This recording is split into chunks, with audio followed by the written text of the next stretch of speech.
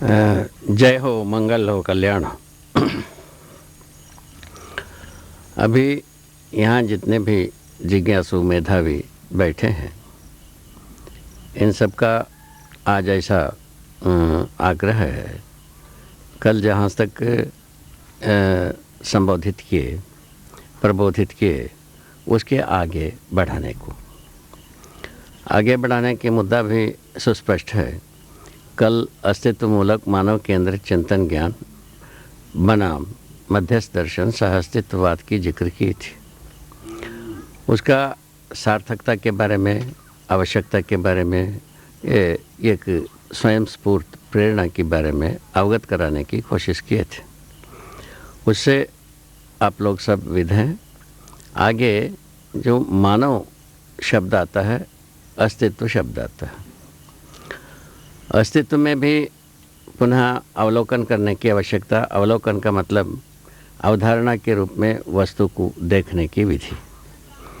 तो अवलोकन करने के क्रम में ही अभी मानव को पहले स्पष्ट कर लेते हैं और अस्तित्व को स्पष्ट कर लेते हैं।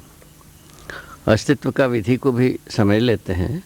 मानव का भी जो जीवन और शरीर का समुच्चय में जो विधि है उसको समझ लेते हैं। यही मानव विधि बनेगी अंततोगत्वा।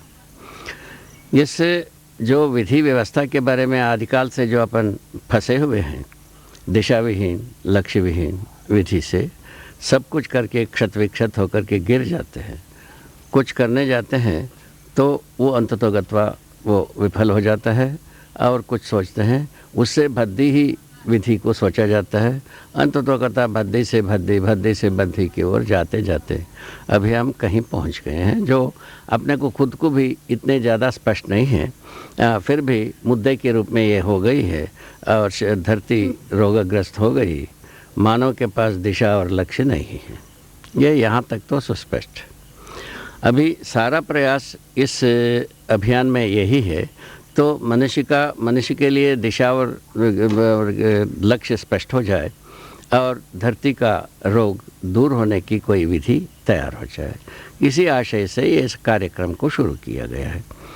इसमें मैं समझता हूँ सहमति तो 99% है ही है, और रहा कि अब निष्ठा के बारे में कैसा प्रेरित किया जाए, निष्ठा को कैसा स्थापित किया जाए, निष्ठा कैसे परंपरा में प्रमाणित हो जाए, इसी आशय को लेकर के एक कार्यक्रम को हम संपन्न कर रहे हैं।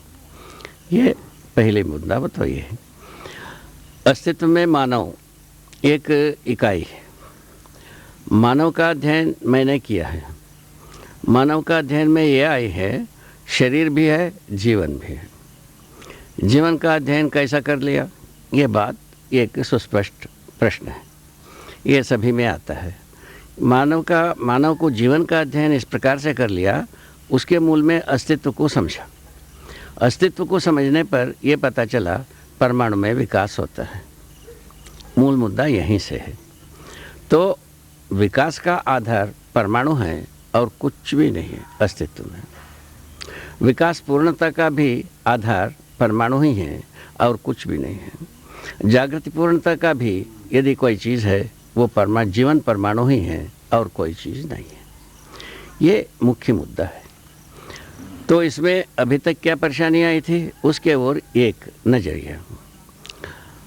आदर्शवादी विधि से ईश्वर सबको जीवन प्रदान करते हैं, प्राण रूप है, प्राण से वो ये सब कुछ संचालित होते हैं, ऐसा बताया।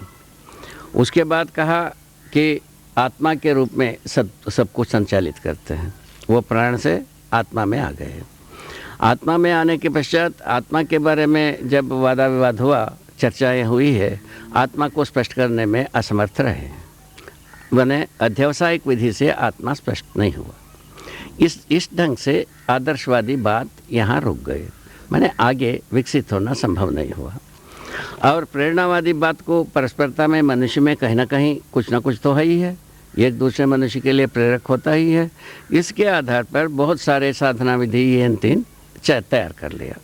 उसको भी बहुत सारे लोग प्रयोग किए। प्रयोग करने के बाद ये तो नहीं निकला कि तो मनुष्य की जो आवश्यकता है सुख के मूल में ये शोध करके देखा गया है समाधान। सुख का मूल में समाधान के बिना मनुष्य को सुख मिलने वाला नहीं है।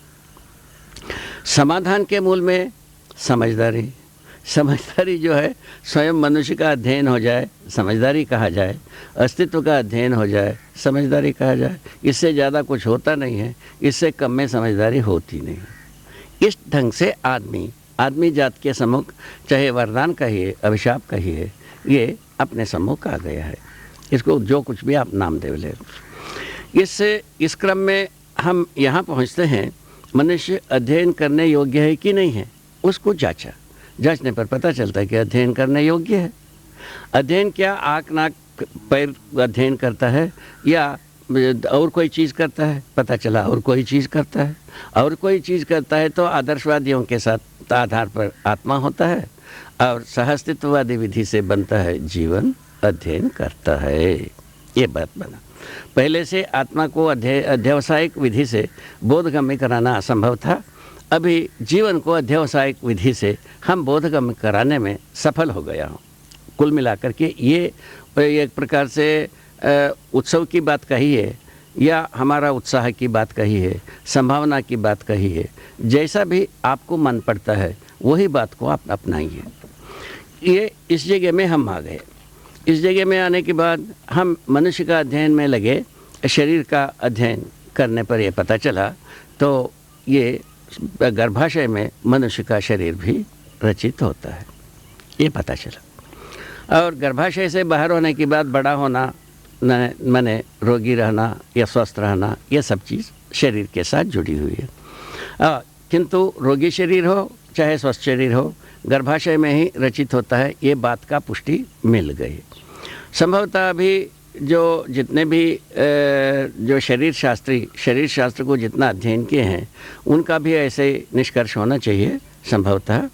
उसी आधार पर ये कृत्रिम रूप में भी शरीर रचना की बात सोचते हैं और प्राणकोशाएं नहीं बन पाई, फलस्वरूप कृत्रिम रूप में शरीर रचना की कल्पना अधूरा है, वो अभी स्थगित करके रखा हुआ है। आगे चल करके आवश्यकता पड़ने पर अनुसंधान करेंगे, शोध करेंगे, जो सफलताएं मिलेगी वो मानव सम्मुख आवे करेगा। ठीक है। इस ढंग से एक तरफ ये आ जाता है कि मानव शरीर रचना गर्भाशय में ही होता है।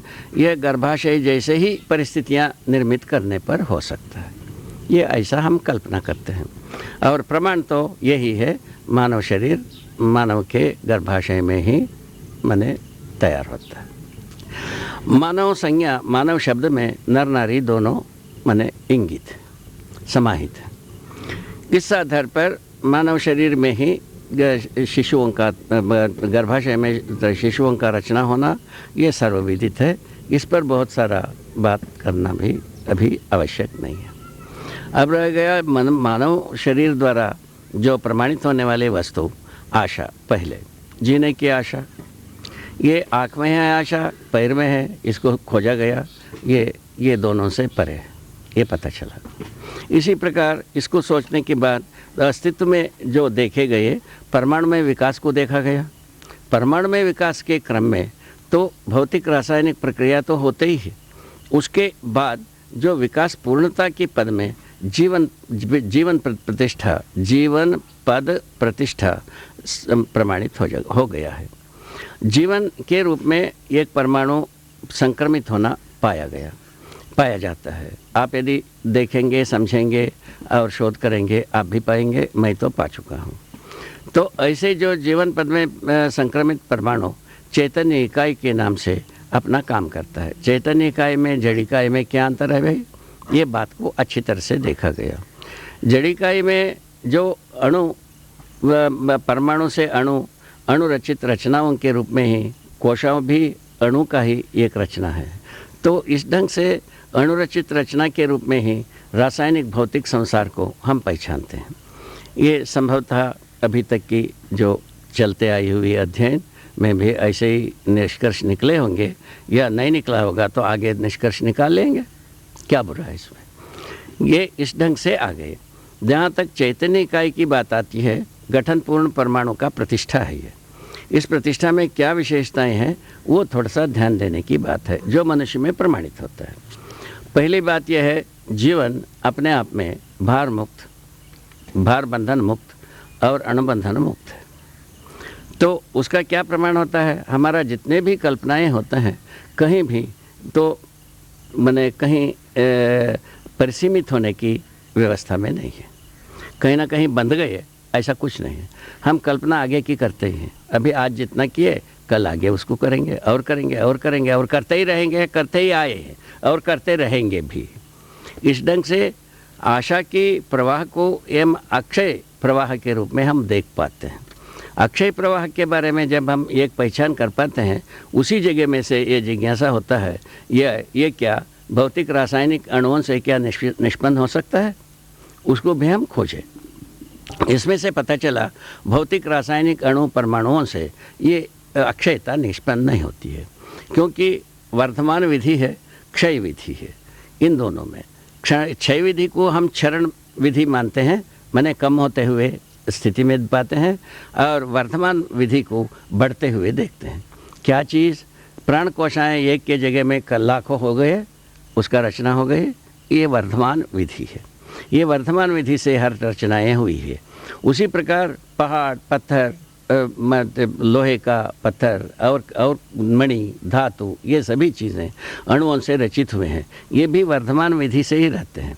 वर्धमान विधि से जो हुए रहते हैं उसका परिणाम भी होता है, पुनः वापस मट्टी पत्थर मणि धातु में परिणत होते हैं। वही मणि धातुएं मट्टी पत्थरों में परिणत हो जाते हैं।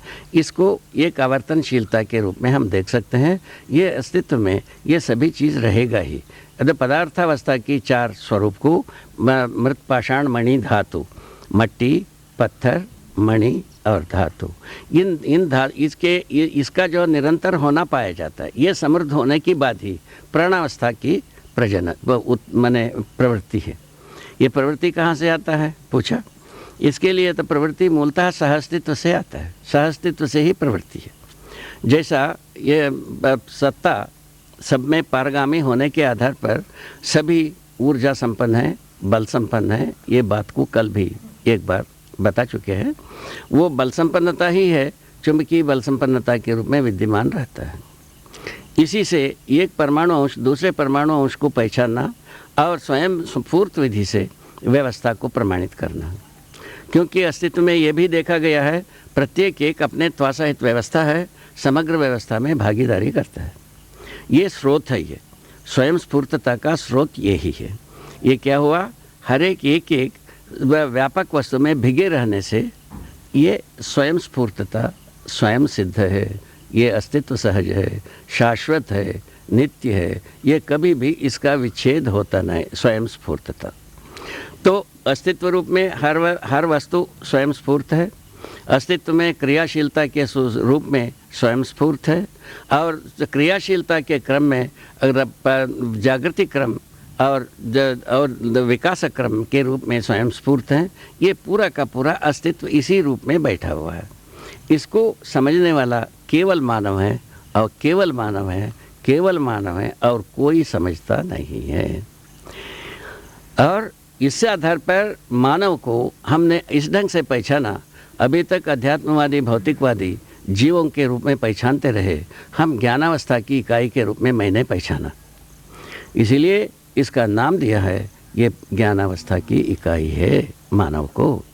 और मानव ज्ञानावस्था की इकाई होने के आधार पर ही भौतिक ज्ञान, रासायनिक ज्ञान, जीवन ज्ञान में जागृत होना बनता है। अभी जो जागृत होना, अभी भी भौतिक ज्ञान, रासायनिक ज्ञान के हैं, जागृत हैं कि या भ्रमित हैं? पूछा जाए, हमारे अनुसार भ्रमित है, क्योंकि इसका उपयोगिता, सदुपयोगिता, प्रयोजनशीलता को बिना पहचाने हम अपने हवीस पूरा करने के लिए भौतिक रासायनिक वस्तुओं को हम उपयोग करने लगे, फलस्वरूप धरती रोगी हो गई। इस ढंग से ये समझे नहीं है। इस गवाही के साथ ये विज्ञान संसार इसको पूरा समझा नहीं है। नियम हकीम खतरे जान स्वाभाविक होते ही है। इस परिभाषा में विज्ञान की स्थिति आज है। ये बात एक हमको स्पष्ट हुई है, शायद है आपको भी स्पष्ट होता ही होगा।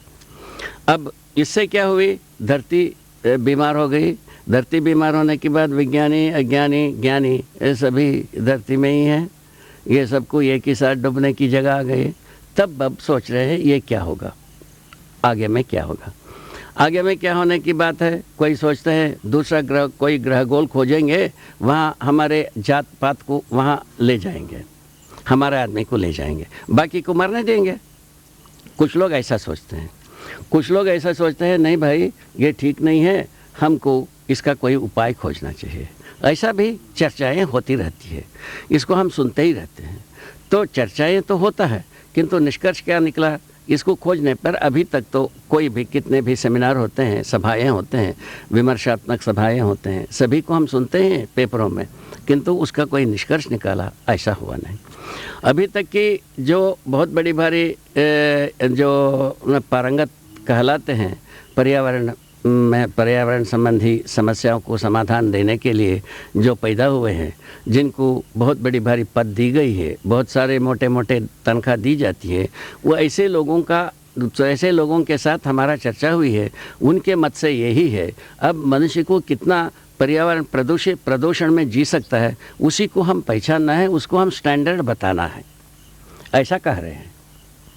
यदि यही सच है तो अभी कोई आपने एक अवधि निश्चित करेंगे, इस अवधि तक आदमी जिएगा और आगे जिएगा नहीं, अभी आप ऐसे ही तय करेंगे। क्योंकि पहले जो है ना कोई प्रदूषण था नहीं, उस समय में आदमी जीता ही रहा। अभी प्रदूषण होने के बाद इतना प्रदूषण में आदमी जिएगा, ऐसा एक रेखा बनाएंगे। रेखा बनाने के बाद थोड़ा दिन के बाद वो रेखा पार हो जाता है, क्या चीज़ प्रदूषण। उसके बाद आगे की रेखा बनाओगे, ये कब तक बनाओगे, आपके घुटकी में सांस चलता रहता है तब तक करोगे। जब तक सांस चलता रहेगा तब तक ये रेखाएं बदलती रहेगी, तब तक रेखाएं आप बनाते रहेंगे, हम सुनते रहेंगे। इसमें निराकरण क्या हुआ, किसके पास निराकरण पहुंचा, कैसा पहुंचा, अध्ययन में क्या चीज़ निराकरण आई। तो स्टैंडर्ड के नाम से आप अपना पैसा भंजाने के लिए रेखा बनाते हैं। तो रेखाएं जो है, पैसा दिए बिना आप रेखा भी नहीं बनाते हैं, इतने अच्छे उदार चेते हैं। ठीक है, इन विधि से पैसे के एग्निस्ट में आप ऐसा रेखा बनाया जो कि आज जहाँ तक प्रदूषण में जी सकता है आदमी, कल उसको बदलेंगे, परसों और बदलेंगे, तरसों ऐसा बदलेंगे, जब तक आप हम दोनों समाप्त ना हो जाए, घुटकी से प्राण निकल ना जाए, तब तक आप रेखाएं बनाते रहेंगे। ऐसा मेरा सोचना है। बात यहाँ आकर के टिकता है। इससे कोई प्रदूषण विधि का कोई सही सलामत विधि तो नहीं निकला। उसके बारे में हमारे सहअस्तित्ववादी विधि से यदि हम सोचते हैं तब ये निकलता है, मनुष्य अपने पद प्रतिष्ठा को पहचान लें, उस पर विश्वास करें। ऐसे पद प्रतिष्ठा, क्या पद, माने मानव जो है ना, जो ज्ञानावस्था की इकाई है। देव मानव पद में मानव है गण्य, और भ्रमित रहने से पुष्प मानव राक्षस मानव के रूप में काम करता है। ज्ञानावस्था का प्रतिष्ठा देव मानव पद ही है।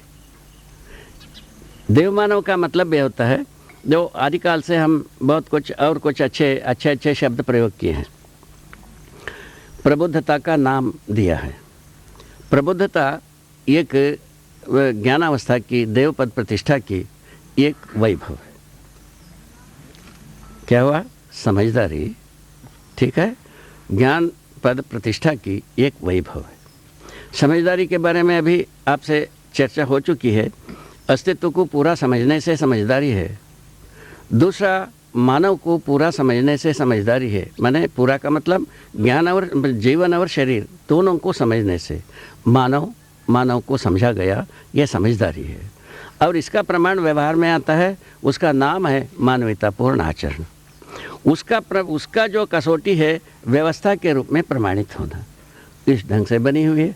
ये कहाँ से जुड़ गया, प्रत्येक एक अस्तित्व में अपने त्वासहित व्यवस्था के रूप में है, समग्र व्यवस्था में भागीदारी करता है। इस सूत्र के साथ जुड़ने के लिए इतना कसरत मानव जाति को करना बाकी है दिखती है। अभी तक इस ओर कोई कसरत हुई नहीं है। जीवन को समझने के लिए कोई कसरत समझ में नहीं आई है आदमी को। या मानव को समझने में कोई कसरत समझ में नहीं आई है। अंत में यही प्रौद्योगिकी विधि से यही सोचा गया है, प्रौद्योगिकी व्यवस्थावादी यही सोचते हैं मानव का मैनेजमेंट कठिन है, यंत्र का मैनेजमेंट ठीक है, ये कंट्रोल रहता है। यंत्र से मैनेजमेंट कंट्रोल में रहता है, मानव का मैनेजमेंट कठिन है, इसको कर नहीं सकते हैं। इसी के आधार पर जितने भी जो उत्पादन कार्य है इसको हम यंत्रीकरण किया इस विधि से कि हमारा मैनेजमेंट के लिए सुगम हो जाए। उतने ही जितना मैं यंत्र बनाया उतना ही आदमी बेकार हो गया और दुष्ट कर्म में प्रवृत्त हुआ, और सत्कर्म के लिए आपके पास कोई रास्ता देने की था नहीं। जितने भी हमारे अर्वाचीन समय की सत्कर्म की बात करते हैं, ना तो वो परिवार बन पाते हैं, ना व्यवस्था बन पाते हैं, इसमें गिर पड़ते हैं, सब बेहोश होकर गिर पड़ते हैं, ना परिवार को प्रमाणित कर पाते हैं, ना समाज को, ना व्यवस्था को, ये तो पहले से ही गिर पड़े हैं। और ये जो प्रौद्योगिकी व्यवस्था को ला करके हम आदमी को इस ढंग से बेहोश कर दिया, आदमी जाए कहाँ। तो यदि सब बात के लिए आप यंत्र बना लिए, उसके बाद में आदमी क्या करेगा, क्या करता रहेगा, उसको भी एक बार सोचना है। उसके लिए कुछ देशों ने यह सोचा मौज मस्ती मारे। मौज मस्ती के बारे में क्या सोचा गया, बहुभोग अतिभोग को ये मौज मस्ती माना है।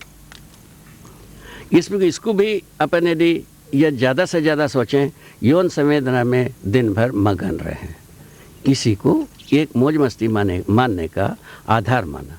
उसके लिए गाड़ी चाहिए, घोड़ा चाहिए, पोशाक चाहिए, वन चाहिए, तीन चाहिए, जूता चाहिए, चप्पल चाहिए, तलवार चाहिए, बंदूक चाहिए, वो सब हम आपने बना के ही दिया है, ठीक है। इसमें जब कभी भी पराभवित होता है आदमी, बढ़िया एक ये आत्महत्या की पिल्स खा लेता है, बढ़िया सो जाता है, उसको ले जा करके सरकार दफना देता है। इस प्रकार की बातें देखने को मिल रहा है धरती की छाती पर, इसी धरती के छाती पर भला ये सब चीज़ें देखने को मिल रहा है। तो इस ढंग से हम कहाँ पहुँचेंगे, कहाँ पहुँचाएंगे, यह सवाल यहीं आता है। तो कहाँ पहुँचेंगे, कहाँ पहुँचाएंगे वाला सवाल आता है, अपन पुनः वहीं आता है, अपने को इस विधि से कुछ मिलता नहीं, यही आता है जूझापन निकलता है। बहुत दुधारू गाय मान करके गाय लाए, पता चला ये बूंद पानी दूध ही नहीं निकला। विज्ञान को इतना बड़ी भारी दुधारू माना, संसार ने इतना सारा माने अरमान रखा, विश्वास रखा, इससे सारा मानव जाति तर जाएगा। उसके पहले आदर्शवादी विधि से मानव तर जाएगा, इस बात के आश्वासन पहले से देते आ ही रहे हैं। वो गिर पड़े तो ये तैयार हो गए, ये इसके ऊपर विश्वास रखे। अब कहते हैं कि तुम इतना पॉल्यूशन में जीवोगे, आज एक रेखा लगाया, कल दूसरा रेखा लगा दिया। अब ये कोई देश ये भी करता है, पर ये इसके बारे मिलावट के बारे में इतना अडल्ट्रेशन 15% मैंने वैध है, उससे ज़्यादा होने से वैध नहीं है, ये भी कानून बनाए हैं। तो इसका मतलब है प्रदूषण में जीना जरूरी है और मिलावट खा कर जीना जरूरी है, दोनों चीज़ आ गई है। तो उसके बाद आता है तो रिश्वतखोरी में भी ऐसे सुनने में आया है सरकारी बयानों में, सरकार में या प्रधान प्रतिष्ठा संपन्न पदों में आसीन व्यक्तियों से ये सुनने में आई है 15% की रिश्वतखोरी अच्छी है, उससे ज़्यादा होने से खराब है, ऐसा भी सुनने में आया है। अब लीजिए रिश्वतखोरी में भी आप गुंजाइश निकाल लीजिए। आज 15% वैध है, कल जो है ना 50% होगी, 300% होगी। वैसे ही मिलावट में भी वैसे ही कथा है। आज जो है ना 15% मिलावट जो है ना वैध है, और कल जो है ना 25% होगा, उसके बाद 50% होगा, उसके बाद पूरा प्रतिशत होगा। कहाँ जाएंगे? और पोल्यूशन में जीने के लिए भी वैसे ही, आज एक रेखा, उसके बाद ऊपर की रेखा, उसके बाद ऊपर और ध्वस्त ना हो जाए तब तक रेखा लगाना। इन तीनों विधा से देखने पर हमको कहीं भी कोई बात नहीं। इसके बाद और बहुत बड़ी भारी साहसिक काम विज्ञानी लोग किए। तो एक तरफ कहते हैं जो एक जनसंख्या बढ़ गई, ये एक प्रकार से समस्या का कारण है, ठीक है भाई। दूसरी तरफ क्या करते हैं, तो हम लेबोरेटरी में आदमी को तैयार कर देते हैं। एक आदमी को कितना बनाना है, 1 लाख बनाना है, पैसा दे हम बना देते हैं। लाख बनाना है हम बना देते हैं, करोड़ बनाना है हम बना देते हैं। आपका प्रतिरूप को बना लीजिए। ये हर दिन पेपरों में, उसमें, इसमें हम देखते हैं, सुनते हैं। और ये जितने भी माध्यम हैं प्रचार की, ये सब तो चिल्लाता ही है। इस ढंग से इसको क्या कहा जाए? एक तरफ हम ही कहते हैं जनसंख्या बढ़ गई, दूसरी तरफ विज्ञानी यह सोचते हैं एक आदमी को करोड़ बना सकता है, उसके लिए वो आकर्षित करते हैं, पैसा दीजिए बनवा लीजिए, 1 करोड़ आदमी बन लीजिए, ऐसा ये कह रहे हैं। किसकी बात सुना जाए? किसके बात सही है?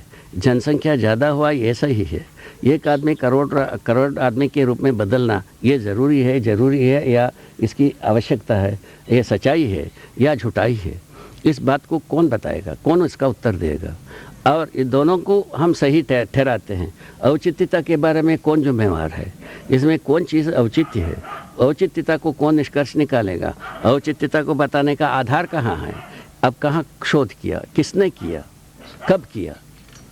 ये सब बातें, अनेक सवाल अपने आप से उत्पन्न होता है। तो अभी आपसे निवेदन किया कि मनुष्य जागृत होने के उपरांत क्या जागृत होना है? स्वयं पर विश्वास हो जाना, माने स्वयं का अध्ययन पूरा होना, माने जीवन और शरीर, इन दोनों का समुचित अध्ययन हो जाना स्वयं पर विश्वास रखने का मुद्दा है। यदि ये नहीं होता है, स्वयं पर विश्वास नहीं होगा। मैं कैसा हूँ, क्यों हूँ, इन दोनों का उत्तर होने के बाद स्वयं पर विश्वास होता है। एक मुद्दा ये है। इसके लिए ये सहअस्तित्ववादी विधि से प्रस्तुति किया, जीवन का अध्ययन को हम मैंने विधि से प्रस्तुत किए हैं। जीवन में अक्षय शक्ति, अक्षय बल होता है, उसको हम अध्ययन कराते हैं। जीवन में ही कल्पनाशीलता, कर्म स्वतंत्रता और निरंतर मैंने स्फूर्त होता रहता है और उसको पढ़ाते हैं।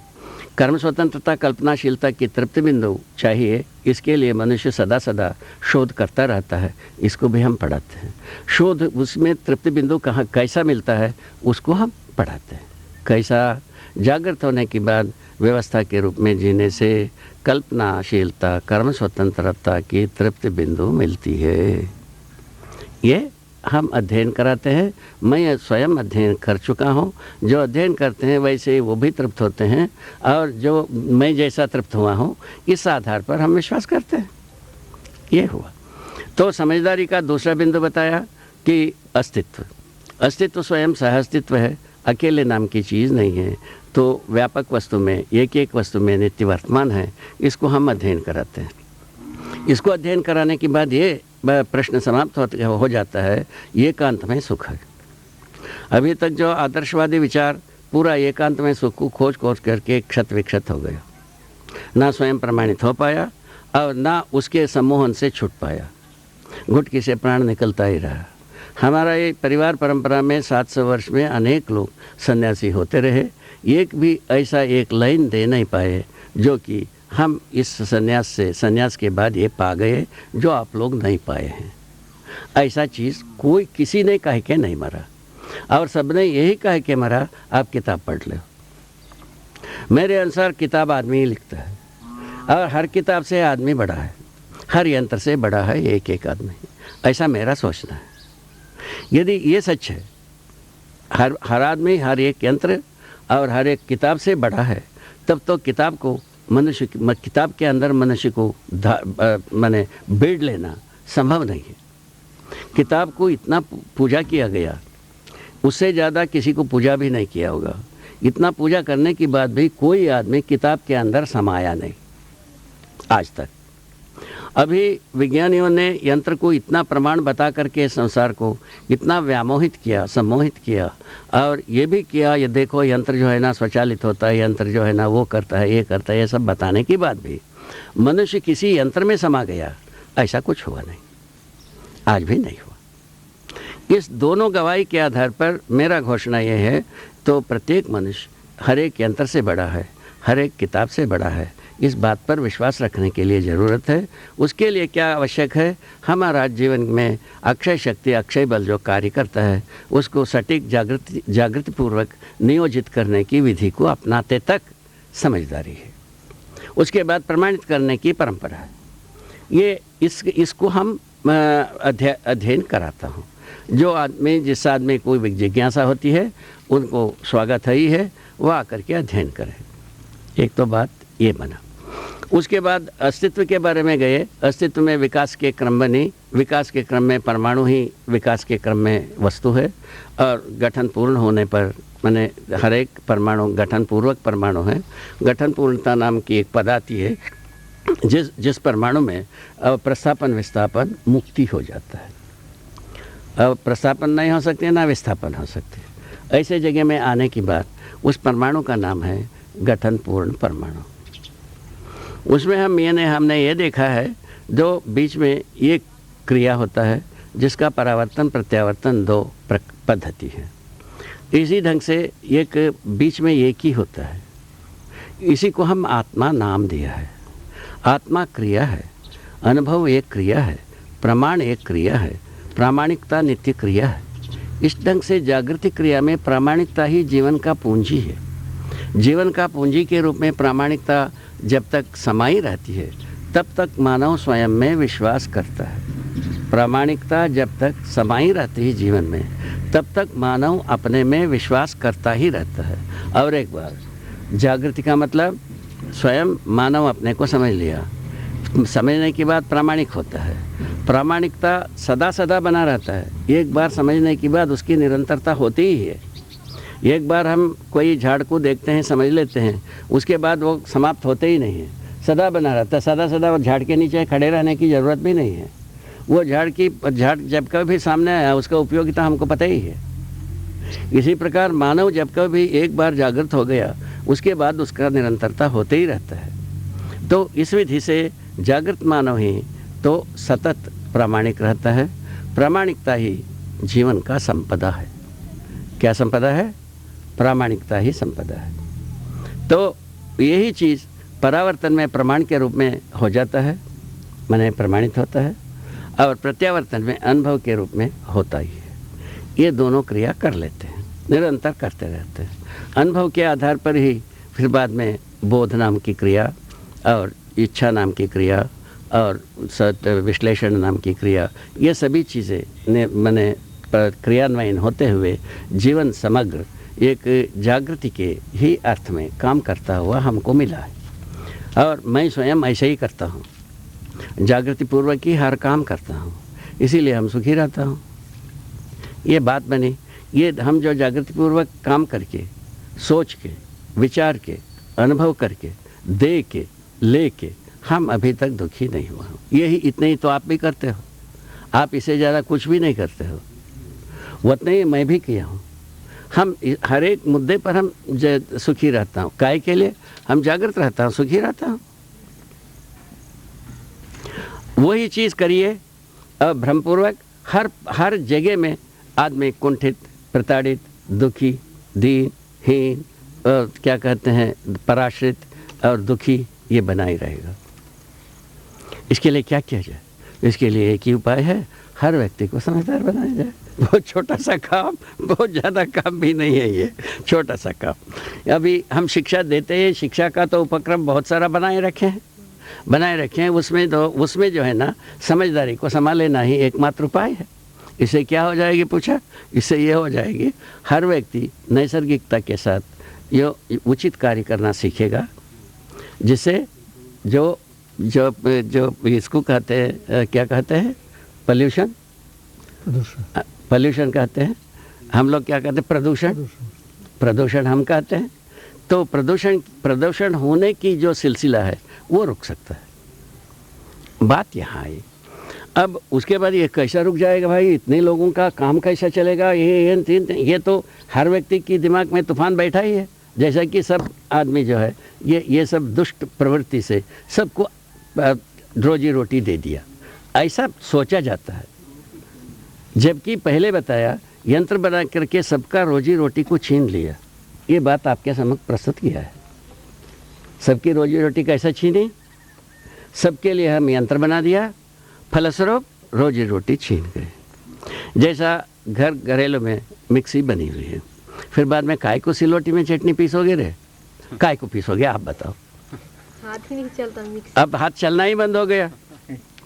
पहले यही हाथ बढ़िया चलता रहा। क्या हुआ? अब हाथ का ट्रेनिंग आ गया, कुछ ना करो, है ना। उसी प्रकार औषधि तंत्र में भी यही है। औषधि तंत्र में तुम कुछ नहीं करना, शरीर के अंग प्रत्यंग हम दवाई देते हैं, उससे काम निकल जाएगा, उससे काम निकालो, उसमें पहुँचे मियाँ लोग। वो अंग प्रत्यंगों का काम है नहीं करना। जैसा विशेष करके गुर्दे से संबंधित रोग, हम जो है ना खून में होने वाले विकारों को हम छानबीन करके अलग कर देते हैं। अब काय के लिए गुर्दा काम करना है? पता चला 4 दिन के बाद गुर्दा दूसरे लाओ, पता चला। इस ढंग से जो हम भिड़ पड़े हैं आदमी को फंसाने की कार्य में, सम्मोहन विधि से और निरुत्तर विधि, सामने आदमी के पास कोई उत्तर नहीं है, उस विधि से हम फंसाए जा रहे हैं। इस पर भी पुनर्विचार करने की जो ताकत है और योग्यता है और अर्हता है और क्रियाशीलता है, ये सभी चीज़ें तभी उद्भूत होते हैं, स्वयं स्फूर्त होते हैं जब आदमी जात समझदार होता है। उसके पहले होने वाला नहीं, भ्रमित रह करके होने वाला नहीं। भ्रम का मूल कारण को ये समझा गया है, शरीर को जीवन समझना। तो भौतिकवाद भी वही कहता है जीव, और ये भी आदर्शवाद भी हमको जीवे कहता है। जीव से अधिक तो आदमी को बताया नहीं दोनों वाद। मैं बता रहा हूँ, आदमी जो है ज्ञानावस्था की इकाई है, समझदार होना ही ज्ञानावस्था का प्रमाण है। समझदारी का प्रमाण है समाधान, समाधान का प्रमाण है सुख, समृद्धि और ये अभय सहअस्तित्व। ये सुख का ये प्रमाण है, हर दिन की रोज़मर्रा की काम है जो हम सब चाहते ही हैं। तो इसको कैसा हम अनुभव किया, हर एक परिवार में ये समृद्धि चाहते ही हैं, ये व्यक्ति दूसरे व्यक्ति से समाधान चाहते ही हैं, और एक व्यक्ति दूसरे की व्यक्ति की भी परस्परता में निरंतर स्नेह विश्वास ही चाहते हैं, ना भयभीत होना नहीं चाहते हैं। यहाँ तक तो हम आ चुके हैं। पहले कोई समय में तो घर के स्वामी आने से सब घर के अंदर घुस जाना या रास्ते में भाग जाना ऐसा करते रहे होंगे, किंतु आज तो ऐसा नहीं है। तो हर बच्चे हर गृह स्वामी को भी जांचने की जगह में आ गए हैं। इसीलिए हर गृह स्वामी का काम ये बनता है स्नेहपूर्वक, विश्वासपूर्वक पूरा इसके साथ, परिवार के साथ जीना। तब गृह स्वामी के जगह में क्या होता है, ये नाम क्या होता है, घर परिवार की एक भागीदार है, एक सदस्य है। यही कुल मिलाकर के प्रमाणित होता है। यदि हम इसको सच मानते हैं, भागीदारी को हम सच मानते हैं, और साथ ही माने साथ साथ रहना हम यदि सच मानते हैं, उस स्थिति में समझदारी को समझना एक अनिवार्य रूप हो गई। ये मूल में जो क्या बना, और मानव जीवन के संबंध में जो मुख्य उपलब्धि है वो जीवन समझदार होने की विधि में है। क्यों है? मनुष्य शरीर समझदारी को प्रमाणित करने योग्य है, जीव शरीर उसके योग्य नहीं। इतनी ही बात।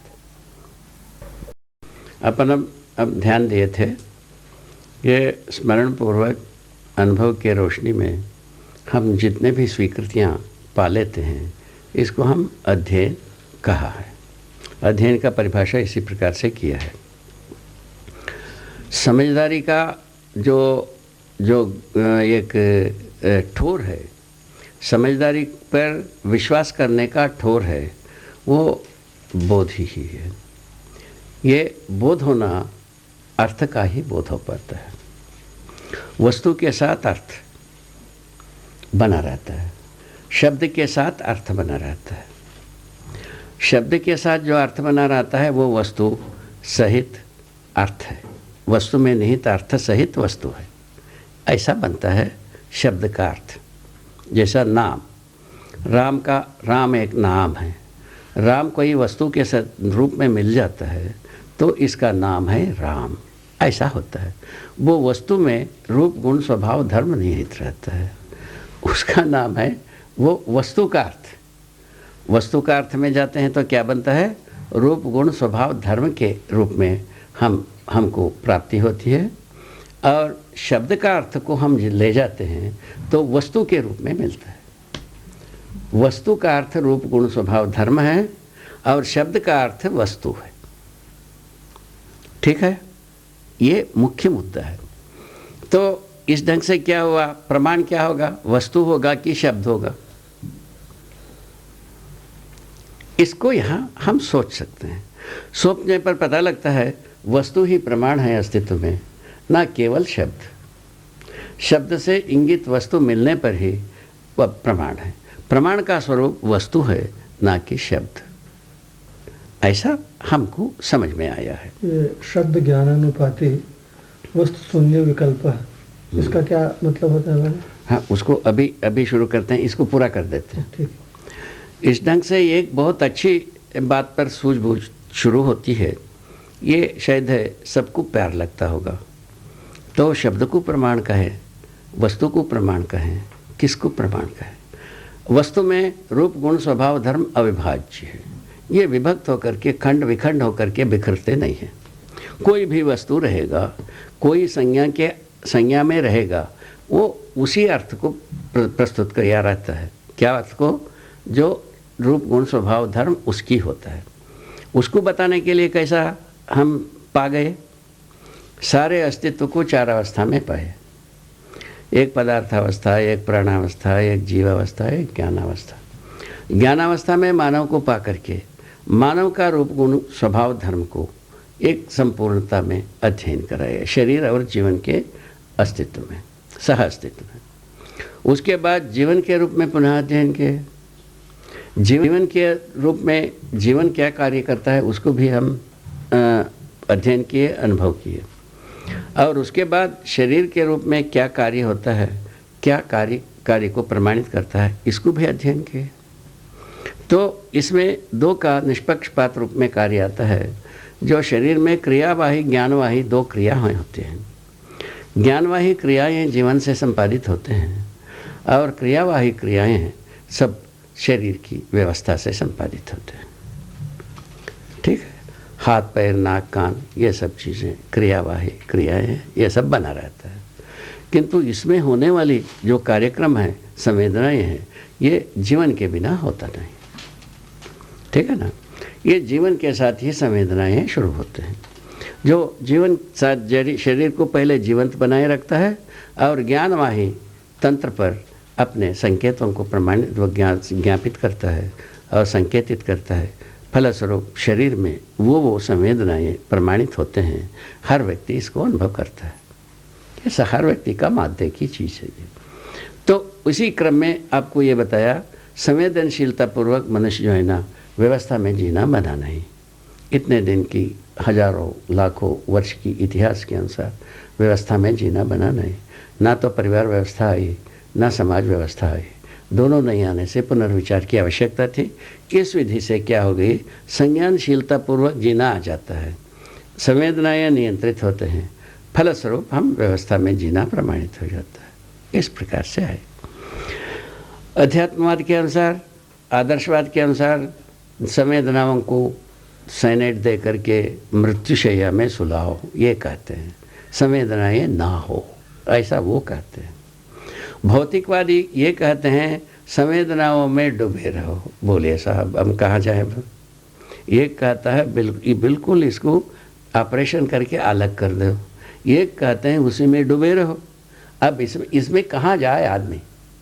एक सोचने की बात है ये मुद्दा। इसमें हमको जो अनुभव हुआ है वो ये है, जीवंत शरीर में संवेदनाएं होना एक स्वाभाविक प्रक्रिया है, एक अनर्गल प्रक्रिया नहीं है। ये व्यवस्था के अर्थ में यदि संयत होता है, इसमें कोई मानव परंपरा में अड़चन नहीं है। यदि व्यवस्था के अर्थ में संयत नहीं होता है, उस समय में मानव परंपरा में सारा परेशानियाँ आई हैं ये जो आज भोग रहे हैं। एक प्रकार की जातियाँ ये कहते हैं सबको मार डाले, हमारा जाति पैदा करें। एक बार बहुत पहले तो चाइना, रशिया में एक उनका रिपब्लिकन डे नाम की चीज़ होता है। चाइना एक संदेश भेजा, संसार में नॉन कम्युनिस्ट सबको मार दिया जाए, क्रम से कम्युनिस्ट प्रजा को पैदा किया जाए। इस प्रकार से वो शुभ संदेश भेजा था। ये भी प्रयत्न हुआ, सोचा गया, किंतु वो घटित नहीं हो पाया। इसी प्रकार से मनुष्य में अनेक ऐसा अद्मने एक आवेशित उद्गार निकलती है, उसको मार दो, इसको काट दो, इसको मिटा दो, इस प्रकार की चीज़ें जाते हैं। ये सब अतिवाद में गए, ये संवेदनाओं का अतिवाद कहला गया। उसी भांति दूसरे ओर गया अतिवाद। तो भाई हम जब भक्त हो गए, हम रोने लगे। रोने से क्या हो गया भाई? क्या चीज़ मिल गया? रोने से अच्छा अवश्य लगा। हुआ कहाँ है अच्छा? अच्छा लगना, अच्छा होने में दूरी है कि नहीं है, दूरी को पाटना जरूरी है कि नहीं, ये सोचने की मुद्दा बनता है। इसमें से ये निकल के आया, उसमें हम उसको वरा, अच्छा होने को हम वरा, अच्छा लगने को हमने नहीं वरा। इससे क्या हो गई, हमको क्या प्राप्ति हो गई, हमको ये प्राप्त हो गई, संवेदनाएं नियंत्रित होने का दृष्टा मैं बन गया। कितना छोटी सी बात है। मैं ये भावावेशों से रोना, गाना, नाचना, है ना, और सारा विलाप करना, प्रलाप करना, चीखना, चिल्लाना, है ना, हाथ पटकना, पैर पटकना, ये सब तो हम करके देखे हैं भाई, उसे कुछ भी नहीं निकला। तब हमको ये पता लगा होना क्या चाहिए, होना ये चाहिए कि हम कम से कम संवेदनाओं का दृष्टा बना रहना चाहिए। इस बात को शायद बुद्ध दर्शन भी शायद उसको ये करता है, मैंने निर्देशित करता है या अंगुली न्यास करता है, ऐसा मेरा सोचना। संवेदनाओं को देखते रहने के लिए दृष्टापद वो मानते हैं, ऐसा उनके सोचने की तरीका, उनका अष्टांगी विधि से यही आता है। मेरे अनुसार दृष्टापद प्रतिष्ठा तभी होता है तो संवेदनाएं जो करते हैं उसको हम देखने मात्र से हम दृष्टा नहीं हुए। संवेदनशीलता में, संज्ञानशीलता में संवेदनाएं जब नियंत्रित होते हैं तब संज्ञानशीलता का हम दृष्टा बनते हैं, संज्ञानीयता का हम दृष्टा बनते हैं। ज्ञान, जीवन ज्ञान का दृष्टा जीवन ही है, ये बात हम समझे हैं।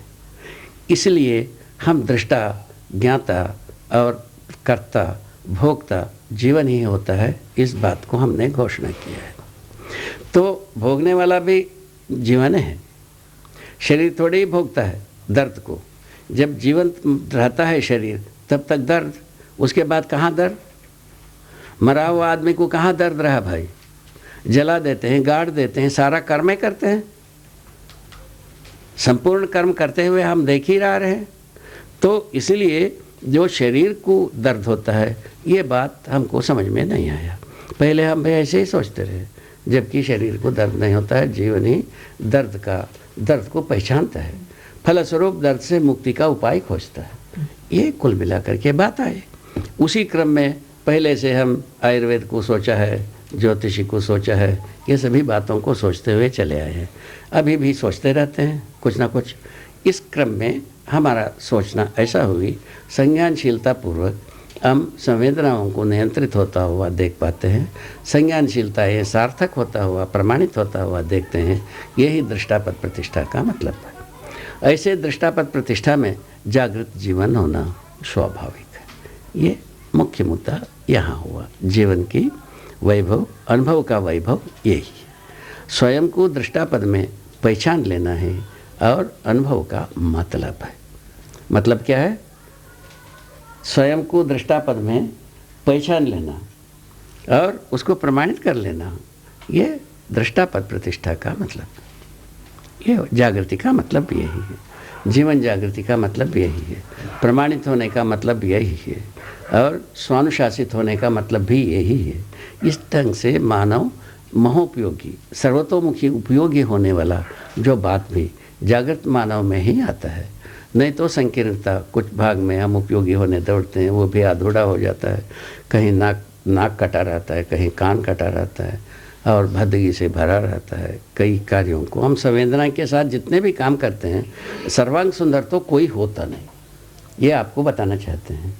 सभी अंग से हम सुंदर रूप में कोई काम कर नहीं सकते, कोई प्रमाण प्रस्तुत नहीं कर सकते, ना कोई व्यवस्था को हम गढ़ नहीं सकते, ना जी सकते संवेदनाओं के सीमा में।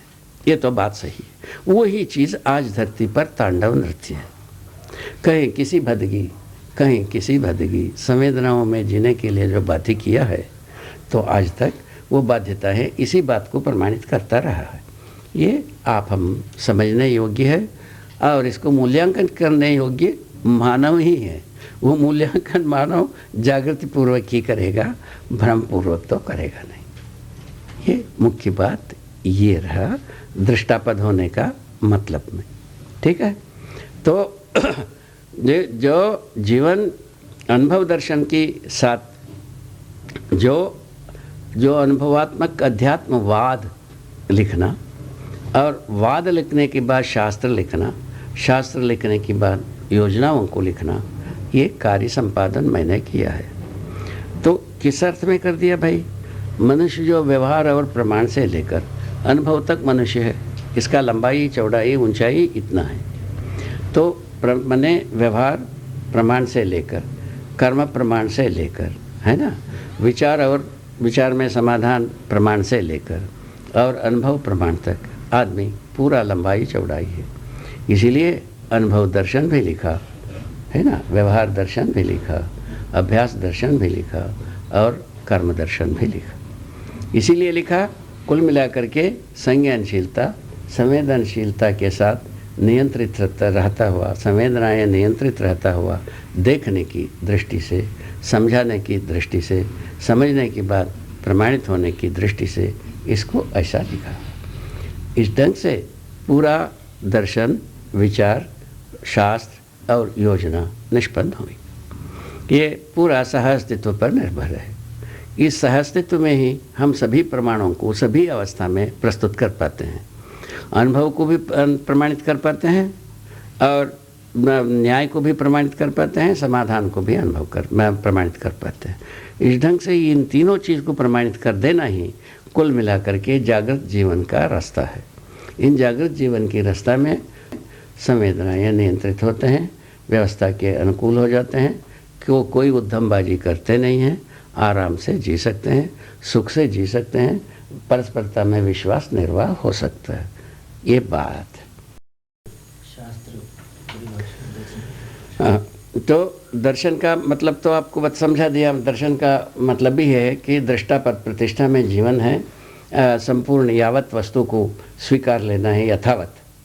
मैंने सत्ता में संपर्क प्रकृति को स्वीकारा, संपूर्ण क्रियाओं को स्वीकारा, विकास को स्वीकारा, विकास क्रम को स्वीकारा, जीवन को स्वीकारा और जीवन और शरीर का संयुक्त स्वरूप में जागृति को स्वीकारा, जागृति को प्रमाणित करने की विधि को प्राप्त कर लिया। यही कुल मिलाकर के शास्त्रों में विधि को मैंने निश्चयन किया गया है, किस विधि से हम जागृति को प्रमाणित करते हैं। यदि जागृत हो जाते हैं, हम जागृति को कैसा व्यवहार में प्रमाणित करते थे, व्यवस्था में कैसा प्रमाणित करते हैं, उत्पादन में कैसा प्रमाणित करते हैं, इसको स्पष्ट रूप में पहचानने के लिए अध्ययन कराया है, अध्ययन के लिए प्रस्तुत किया है। समझना तो व्यक्ति से व्यक्ति ही समझेगा, वो केवल ये पठन के लिए पुस्तिका होता है, समझने के लिए आदमी होता है। पाठ से, पुस्तक से कोई चीज़, सही चीज़ समझ में आएगा नहीं। कोई आदमी के सम्मुख ही, आदमी के सानिध्य में ही सही चीज़ सही ढंग से दूसरे आदमी को समझ में आता है। इस ढंग से अध्ययन को हम मनुष्य को हटा करके कोई अध्ययन नहीं करा सकते। सूचना दे सकते हैं, सूचना शब्द होते हैं, उससे उत्साह बढ़ सकता है, जिज्ञासा भी आ सकता है। किसी को, बहुत कम लोगों को जिज्ञासा आएगी, किंतु सूचना सबको हो जाती है। इसको देखा गया है, तो इसको हमारे सारा कार्यक्रम के क्रम में इसको मूल्यांकित की गई है। इस ढंग से हम लिखने का जो ज़रूरत कैसा पड़ी है, ज़रूरत कैसे हुई, दर्शन जागृति को इंगित कराना बहुत ज़रूरी रहा। जागृत जीवन ही दर्शक होता है, जीवन का भी दर्शक, अस्तित्व का भी दर्शक ये बनता है। इसलिए दर्शन नाम दिया। दर्शन का मतलब है समझना, समझने की सारा प्रक्रिया मिलकर के दर्शन है, ठीक है। और उसको वाद में लाए तो जो तर्क संगत विधि से प्रस्तुत किया। तर्क संगत विधि से प्रस्तुत करने की बात विज्ञान युग से शुरू हुई। उसके पहले तर्क को एंटरटेन नहीं करते थे। तर्क जो है ना, उसको वितंडावाद कहते थे, नास्तिक कहते थे, इस प्रकार से कुछ कह लेते थे।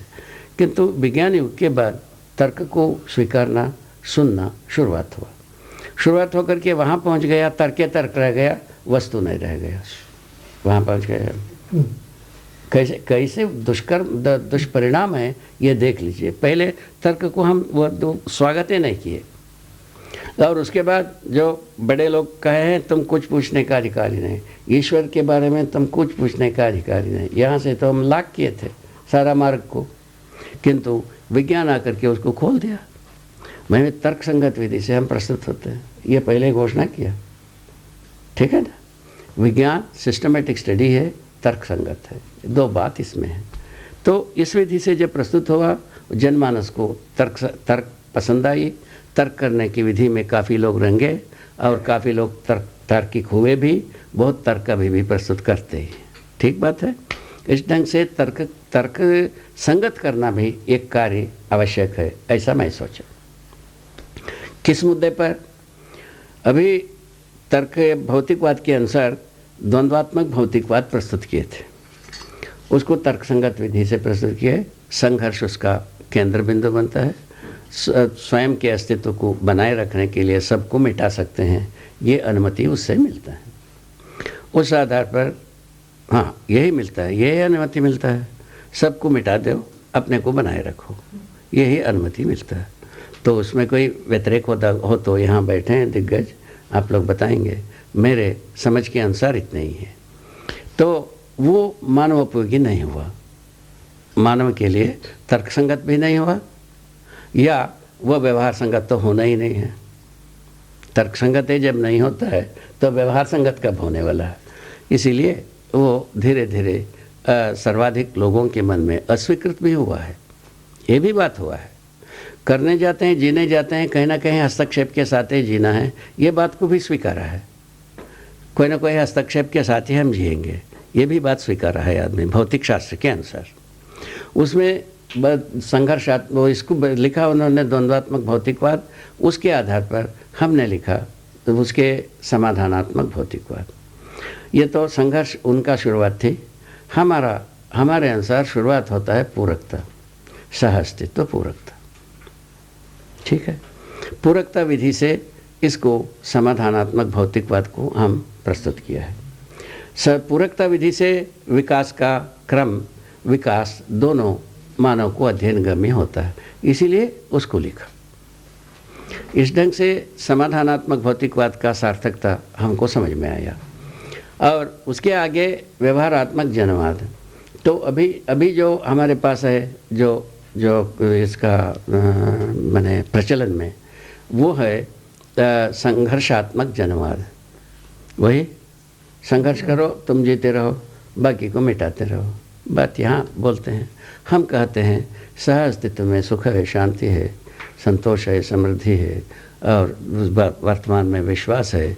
सह अस्तित्व नित्य वर्तमान है। इसको मानव परंपरा के रूप में हम अच्छी तरह से अपने को सज सकते हैं, धज सकते हैं, प्रमाणित कर सकते हैं। इसको व्यवहारात्मक जनवाद में ये बताया। उसके बाद अनुभवात्मक अध्यात्मवाद लिखा।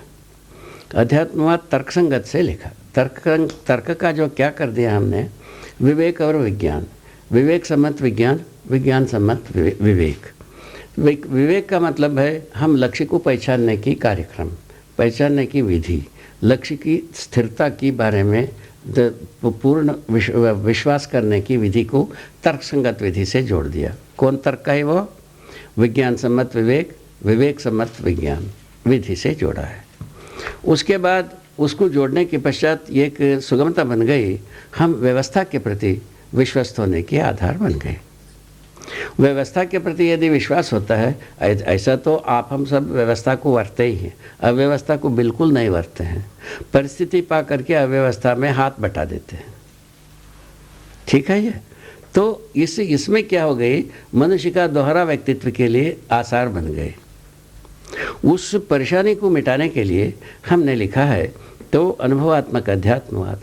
तो इसमें क्या होता है, दोहरा व्यक्तित्व की ज़रूरत नहीं है, बिल्कुल आराम से स्वच्छ रूप में एक ही प्रकार से हमारा सोच समाधान से जुड़ी हुई, लक्ष्य से जुड़ी हुई। समाधान से जुड़ने पर व्यवहार में प्रमाणित हो जाते हैं, लक्ष्य से जुड़ने पर अनुभूत हो जाते हैं। क्या बात है, क्या बात है। लक्ष्य से जुड़कर हम तर्क को प्रयोजित कर देते हैं, अनुभूत हो जाते हैं। वही तर्क को हम इधर समाधान से जोड़ते हैं, व्यवहार में प्रमाणित हो जाते हैं। इसीलिए अनुभवात्मक अध्यात्मवाद व्यवहारिक है, इसको अध्ययन करने की आवश्यकता है, ऐसा हम शुरू किए। पहले जो थी वो रहस्यात्मक अध्यात्मवाद। अध्यात्म जो है ना व्यवहार में प्रमाणित नहीं होता है, यहाँ वहाँ छोड़े थे हम, उसको आगे बताया। अध्यात्म यदि कोई वस्तु है वो व्यवहार में ही प्रमाणित होगी। सबसे ज़्यादा विश्वासदायक वस्तु व्यवहार में प्रमाणित होना ही है, ये इसको हम प्रतिपादित किया। ये शायद है मानव कुल को मदद करेगा, ऐसा मेरा सोचना है।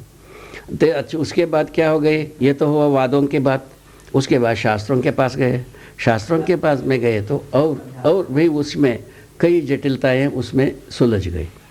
जैसा अभी हमारे पास लाभोन्मादी अर्थशास्त्र हमारे प्रचलन में है, अभी शिक्षा संसार में प्रचलित है लाभोन्मादी अर्थशास्त्र, ठीक है। उसका मूल सिद्धांत है तो आवश्यकताएं अनंत है और तो साधन सीमित है, इसीलिए संघर्ष करना जरूरी है, मतलब लूटपाट करना जरूरी है। ऐसा यहाँ से अर्थशास्त्र को शुरू करते हैं, ठीक है। हम कहाँ से शुरू करते हैं, समाधानात्मक भौतिकवाद। मैं आवर्तनशील अर्थशास्त्र के मतलब में ये बताई गई है, प्रतिपादन किया गया है।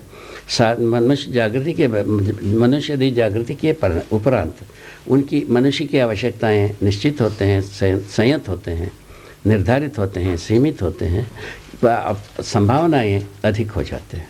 माने हमारा आवश्यकता पूरा होने की संभावना बढ़ जाता है, हमारा आवश्यकता कम हो जाता है। हम समृद्धि का आवश्यकता से अधिक उत्पादन कर सकते हैं, समृद्धि का अनुभव कर सकते हैं। ये आवर्तनशील अर्थशास्त्र में इस बात का प्रतिपादन है। उसके साथ और एक बहुत अच्छी बात कही गई है उसमें, तो श्रम का नियोजन, श्रम का मूल्यांकन की बात कही गई है। श्रम मूल्यों के आधार पर वस्तुओं का आदान प्रदान विनिमय पद्धति के लिए मैं एक पद्धति को सूचना के रूप में, बोध के रूप में, अध्ययन के रूप में दिया है। वही अध्ययन गम्य हो जाता है, आदमी को स्वीकार हो जाता है, ये चोरी चमारी सब समाप्त हो गए, कुछ हो ही नहीं सकता। ये इसको यहाँ से रोका जा सकता है। जो अभी जो वर्तमान में जो व्यापार संसार में, उत्पादन से व्यापार संसार तक जो अडल्ट्रेशन बनी हुई है ना, ये दूर हो सकता है। अच्छे स्वच्छंद विधि से हम वस्तुओं को निर्मित कर सकते हैं, हस्तांतरित कर सकते हैं, हमारे आवश्यकता की वस्तुओं को सुलभ रूप में प्राप्त कर सकते हैं। उसके विधियाँ लिखी हुई है, तो विनिमय पद्धति भी उसी के साथ लिखी हुई है। उसके बाद आता है वो उसका व्यवहारवादी समाजशास्त्र। अभी हमारे पास जो समाजशास्त्र है वो भोगोन्मादी समाजशास्त्र है, भोगवादी समाजशास्त्र है। उसके स्थान पर हम व्यवहारवादी समाजशास्त्र लिखा। न्यायिक समाजशास्त्र का मतलब है न्याय को प्रमाणित करना। उसमें बहुत लंबी चौड़ी सिद्धांत कुछ भी नहीं है, तो संबंधों का पहचान, मूल्यों का निर्वाह, मूल्यांकन, उभय तृप्ति विधि से हम सामाजिक होते हैं। ये इसका प्रमाण में बहुत सारे मॉडल्स प्रस्तुत किए हैं। उसका अध्ययन से मनुष्य को काफ़ी मदद होगी, आश्वस्त होगा, आगे की जो पीढ़ी में अभ्युदय हो सकता है, ऐसा मेरा सोचना। तीसरे पक्ष ये रहा कि हमारा जो मानव संचेतनावादी मनोविज्ञान में इस बात को दर्शाने की कोशिश किया है, मानव जो है ना संज्ञानशीलता, संवेदनशीलता, इन दोनों के संयुक्त रूप में संचेतनवादी व्यक्ति होता है। संचेतना में क्या समाहित है? संवेदनाशीलता और संज्ञानशीलता, ये दोनों एकत्रित है। इसको संज्ञानशीलता में नियंत्रित संवेदनाओं को यदि हम प्रयोग करते हैं, किस प्रकार से हम व्यवहार कार्य करते हैं, कितने इसमें आयामों में करते हैं, कितने कोणों में करते हैं, उस बात को तर्कसंगत विधि से, बोधगम्य विधि से प्रस्तुत किया है। इस ढंग से दर्शन, विचार और शास्त्र को प्रस्तुत करने की कोशिश किया। उसी के आधार पर 3 योजनाओं को प्रस्तुत कर दिए।